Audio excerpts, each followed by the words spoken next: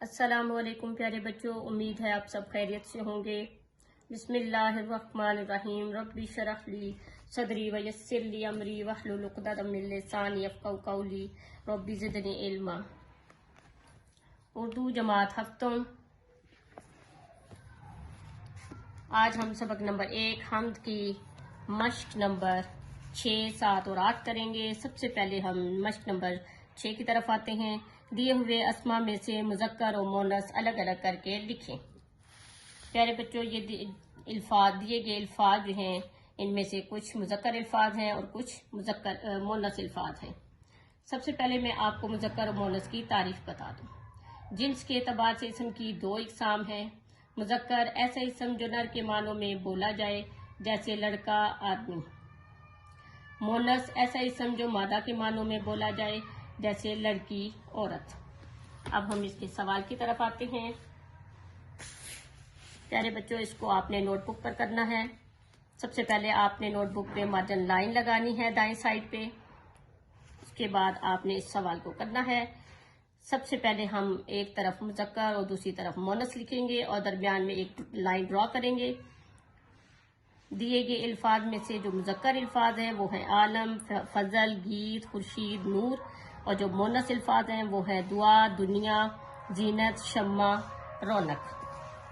اب آتے ہیں ہم مشق سوال نمبر 7 کی طرف۔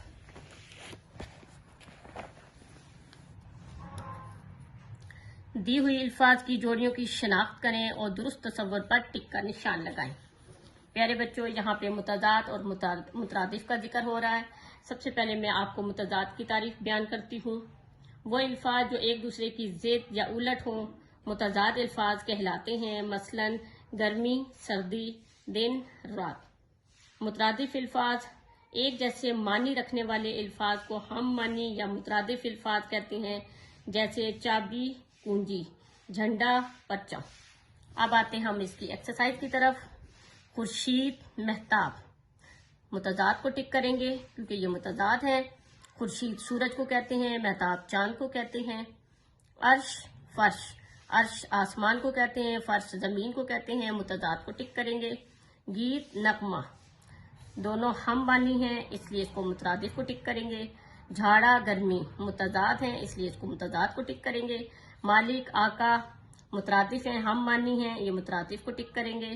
سلانا، جگانا، یہ متضاد ہیں اس لیے متضاد کو ٹک کریں گے۔ اب آتے ہیں ہم اس کے سوال نمبر 8 کی طرف۔ دیے ہوئے الفاظ کے جملے بنائیں۔ پیارے بچوں، الفاظ اور جملے یہ بھی آپ نے اپنی نوٹ بک میں کرنا ہے۔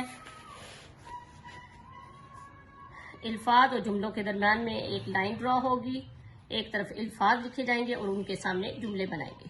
صفت سارا کی اچھی صفت یہ ہے کہ وہ دوسروں کی مدد کرتی ہے۔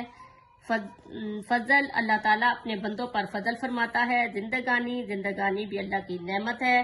عظمت، محنت کرنے میں عظمت ہے۔ خوشنما، باغ میں پھول خوشنما منظر پیش کرتے ہیں۔